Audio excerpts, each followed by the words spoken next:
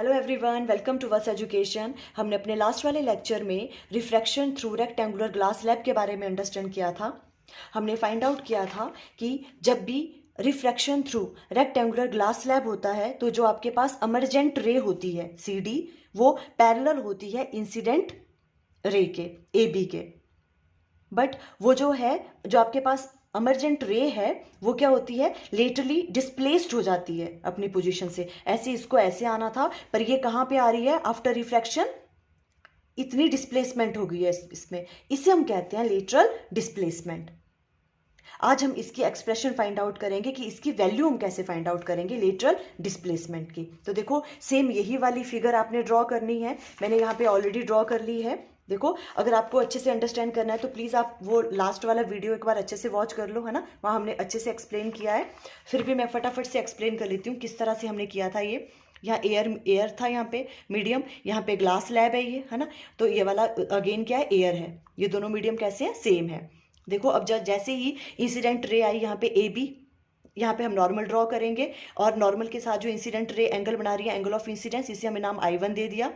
ठीक है। अब देखो, जो आपके पास रे है वो कहाँ से जा रही है, एयर रेयर मीडियम होता है, glass denser, rare to denser जाती है, तो वो किस तरफ बैंड हो जाती है, टूवर्ड्स द नॉर्मल। तो ये ऐसे ना जाके ऐसे नॉर्मल की तरफ बैंड हो गई, है ना, यहाँ तक आ गई। अब देखो अगेन, अब इस वाले फेस पे अगर हम देखेंगे तो क्या है, देखो यहाँ पे ये आपके पास क्या है, डेंसर मीडियम, और ये क्या हो गया, रेयर मीडियम। तो दोबारा से अब क्या होगी आपके पास रे, वो डेंसर टू रेयर जा रही है, तो कैसे बेंड करेगी, अवे फ्रॉम द नॉर्मल। तो ये इस तरह से बन गया। ठीक है, इसे हमने नाम दे दिया R2, और ये वाला एंगल क्या, R1 ही है, और ये भी R1 ही है, बिकॉज ये दोनों लाइंस क्या होती हैं, पैरेलल होती हैं। तो ये एंगल क्या रहेंगे, सेम रहेंगे। ये चीज़ ठीक है, इस तरह से हमने किया था। देखो, जो भी ये एंगल है मैंने इसलिए सेम लिए ताकि आपको कंफ्यूजन ना हो, जैसे हमने लास्ट वाली डेरिवेशन में किया था, है ना। आप कुछ भी ले सकते हो, मे बी बुक में ये वाला एंगल I दिया हो या R दिया हो तो ये भी R हो जाएगा, यहाँ पे E एंगल दिया हो, है ना। बस आपको पता होना चाहिए कि ये कौन कौन, आपको अंडरस्टैंड होना चाहिए कॉन्सेप्ट कि ये एंगल कौन कौन से हैं। आप कुछ भी ले सकते हो इन एंगल्स को, है ना, बट आपको पता होना चाहिए कि एंगल ऑफ इंसिडेंस ले रहे हो आप, और ये क्या ले रहे हो, एंगल ऑफ रिफ्रैक्शन ले रहे हो। आप इसको R लो, चाहे R1 लो, चाहे R' ले सकते हो। अगर ये R' है तो ये भी R' होगा, है ना। अगर यहाँ पे या R2 भी ले सकते हो आप, यहाँ पे E भी ले सकते हो, एमर्जेंट एंगल E से भी कर सकते हो आप। क्लियर है, ओके। अब देखो, हमने क्या कहा था, अब ये देखो, अगर हमने कहा था ये वाली, देखो अगर इसको ऐसे जाती है तो ये हम इसको इस तरह से कर लेते हैं, ऐसे जानी थी ये, है ना। अगर सेम मीडियम होता, है ना, तो ये देखो, ये दोनों कैसी थी, पैरेलल होती हैं ये, है ना। अब देखो, इसको हम बोलते हैं लेटरल डिस्प्लेसमेंट। इसकी वैल्यू हमें फाइंड आउट करनी है। अब कैसे करेंगे, सबसे पहले हम क्या करेंगे, देखो ये C पॉइंट जो है, यहाँ से एक परपेंडिकुलर ड्रॉ करेंगे इस लाइन पे। जो AB है इसको हमने प्रोड्यूस किया इस तरफ, यहाँ पे परपेंडिकुलर। अब आपने ध्यान से सुनना है, देखो यहाँ पे हमने सबसे पहले क्या किया, परपेंडिकुलर ड्रॉ किया। क्लियर, ये परपेंडिकुलर ड्रॉ किया हमने। ठीक है, यही चीज हमने यहाँ पे राइट डाउन की, from C draw CE perpendicular AB produced. जो आपने AB प्रोड्यूस्ड किया, इस पे आपने परपेंडिकुलर ड्रॉ कर दिया। क्लियर है, ओके। और इस CE को ही हम क्या कहते हैं, या E मान लो इसको, ठीक है। ये कौन सा E पॉइंट है। अब ये CE, इसको हम क्या कहते हैं, लेटरल डिस्प्लेसमेंट। क्या कहते हैं इसे हम, लेटरल डिस्प्लेसमेंट। इसकी वैल्यू हमें फाइंड आउट करनी है। Clear, okay. अब देखो, ये वाली जो चीज है, देखो वैसे ये एंगल ऑफ इंसिडेंस है ना। अगर ये सेम ही मीडियम होता यहां पर भी, तो इसने ऐसे जाना था, है ना। तो ये वाला एंगल देखो, ये पूरा का पूरा, ये वाला एंगल कौन सा होगा, ये I1 ही होता पूरा का पूरा, है ना, ये वाला एंगल, है ना। पर अब क्या हो रहा है, ये ऐसे ना जाके, ये ऐसे ना जाके कैसे होगी, डाइवर्ट होगी किस तरफ को, टूवर्ड्स द नॉर्मल। क्यों, बिकॉज हम कहां से कहां जा रहे हैं, हम रेयर टू डेंसर मीडियम में एंटर किए, और उसमें क्या होता है, जो भी आपके पास रिफ्रैक्टेड रे है वो क्या हो जाती है, टूवर्ड्स द नॉर्मल डाइवर्ट हो जाती है ना। तो क्या हो गया, देखो ऐसे तो इसको ऐसे आना था, पर ये कितनी डाइवर्ट हो गई, ये तो ऐसे आ गई, है ना। तो ये वाला जो एंगल है यहां से लेके यहां तक, ये इतनी डाइवर्ट हो गई ये वाली, इसको बोलते हैं हम, इसको हम डिनोट करते हैं डेल्टा से, और इसे हम कहते हैं एंगल ऑफ डेविएशन। ये बात आपको याद रखनी है। क्या कहा हमने, देखो अगर ये सेम मीडियम होता तो इसको ऐसे ही जाना था, बट ये ऐसे नहीं गई, ये रेयर टू डेंसर आ रही है तो टूवर्ड्स द नॉर्मल आ गई वो, और कितनी देखो, और ये यहाँ पे इतनी डाइवर्ट होगी, ये ऐसे जानी थी पर ये यहाँ तक पहुँच गई, ऐसे डाइवर्ट हुई ये वाली। तो ये वाला जो एंगल है, इसको ऐसे जाना था पर ये कहाँ आई, ये वाली आई। ये वाला जो एंगल है इतनी डाइवर्ट हो गई वो जो रे है, इसलिए इसको हम बोलते हैं एंगल ऑफ डेविएशन, और इसको हम डेल्टा से डिनोट करते हैं। क्लियर? ये नई चीज़ थी आपके लिए।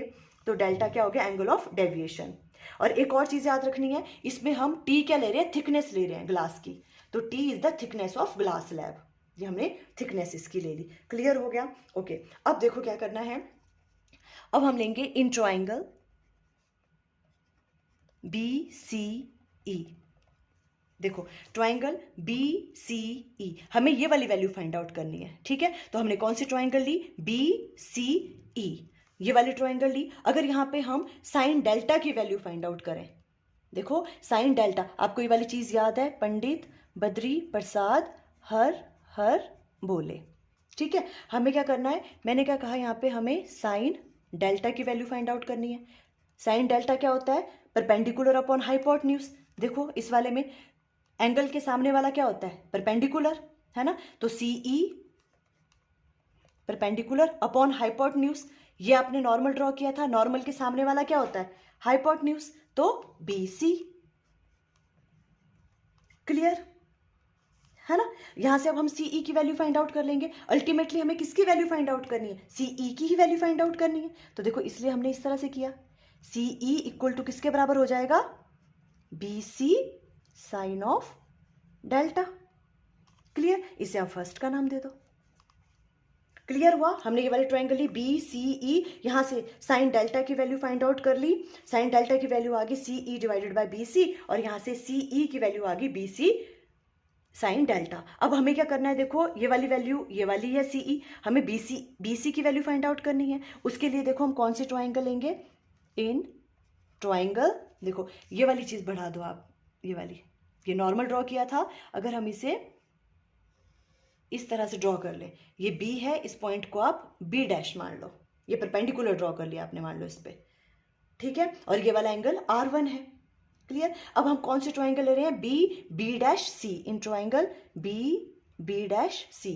अगर हम ये ट्राइंगल लेते हैं और यहां से अगर हम कॉस की वैल्यू फाइंड आउट करते हैं, कौन सा एंगल है, देखो B'C, ये कौन सा एंगल है, R1, कॉस R1 में। देखो मैंने R1 लिया बिकॉज हमने लास्ट वाली डेरिवेशन में R1 लिया था, R भी ले सकते हो आप, ठीक है। तो ये R होगा तो ये भी R होगा, ठीक है। Cos of R1 equal to, cos क्या होता है, base upon hypotenuse. Clear? Okay, अब देखो बेस कौन सा है इसमें से हम कैसे देखेंगे, ये एंगल है, एंगल के सामने वाला परपेंडिकुलर, ठीक है। और देखो ये परपेंडिकुलर के सामने, ये परपेंडिकुलर ड्रॉ किया हमने, इस परपेंडिकुलर के सामने क्या होता है, हाइपोटेन्यूज। ये वाली हाइपोटेन्यूज है और ये परपेंडिकुलर हो गया, तो ये क्या हो गया, बेस। बेस क्या हो गया, BB'। क्लियर हुआ? बेस BB', बेस हो गया। बेस अपॉन हाइपोटेन्यूज क्या कहा हमने, BC। ये इस तरह से राइट डाउन कर लिया यहाँ पे। क्लियर हो गया? अब देखो हमें BC की वैल्यू फाइंड आउट करनी थी, तो यहां से अगर हम BC की वैल्यू राइट डाउन करें तो BC की वैल्यू आपके पास क्या आ जाएगी, B' divided by cos of R1। अब देखो B' की वैल्यू, B', ये तो थिकनेस ही होगी, हमने थिकनेस कितनी मानी है, T, तो ये वाला डिस्टेंस भी कितना हो गया, T। तो इसे राइट डाउन कर सकते हैं हम T divided by cos of R1। कोई प्रॉब्लम यहाँ पे, इसे हम क्या कर देंगे, सेकंड का नाम दे दो। देखो हमने यहाँ पे, तभी ये आपको ध्यान से सोचना है कि हमने यहाँ पे कॉस क्यों लिया, बिकॉज कॉस ले रहे थे हम, तभी क्या हो रहा था, बेस अपॉन हाइपोटेन्यूज, और बेस क्या है आपके पास, BB' और हाइपोटेन्यूज BC। हमें BC की वैल्यू फाइंड आउट करनी थी, और ये वाली वैल्यू हमें पता है बिकॉज ये T के बराबर है, इसलिए हमने कॉस लिया, कॉस R1 लिया। क्लियर है? ओके, अब देखो पुट वैल्यू ऑफ 2 in 1, ये वाली वैल्यू यहां पे पुट कर दो, तो CE इक्वल टू किसके बराबर आ गया, BC साइन डेल्टा। BC की वैल्यू क्या है आपके पास, अब हमने पुट की तो T cos of R1 sine of delta, ये आपके पास CE की वैल्यू आ गई। हमें ये वाली वैल्यू ही तो फाइंड आउट करनी थी। क्लियर है? ओके, अब एक और चीज देखो, हम इसे कैसे राइट डाउन कर सकते हैं, T divided by cos of R1 sine हम डेल्टा की जगह राइट डाउन कर सकते हैं I माइनस R1। देखो कैसे कैसे राइट डाउन कर सकते हैं, यहाँ ध्यान से देखो आप। अगर देखो ये वाला एंगल, ये I1 है, ये वाला एंगल पूरा भी कितना होगा, I1 होगा, यहां से लेके यहां तक का।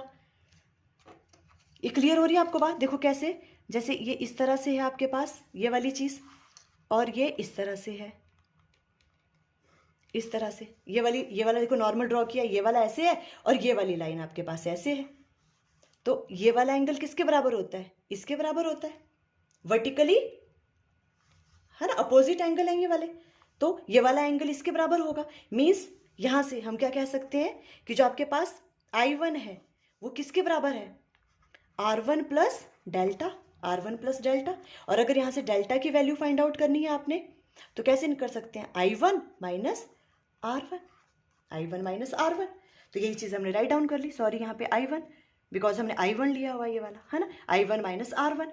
इस तरह से भी आप राइट डाउन कर सकते हो। ये बात क्लियर हुई आपको, है ना? ये वाली चीज पता चली ना, ये वाले एंगल्स कैसे सेम है। देखो ये वाली लाइन, देखो ये वाली ऐसी है और ये ऐसे है, इस तरह से। ये वाला एंगल और ये पूरा एंगल, ये वाली लाइन पूरी ऐसी है, ये दोनों क्या है, सेम होते हैं एंगल, है ना। और ये वाला एंगल कौन सा है आपके पास, I1, है ना। ये वाला एंगल आपके पास I1 है, और ये पूरा का पूरा एंगल किसके बराबर हो गया, I1 equal to R1 plus delta.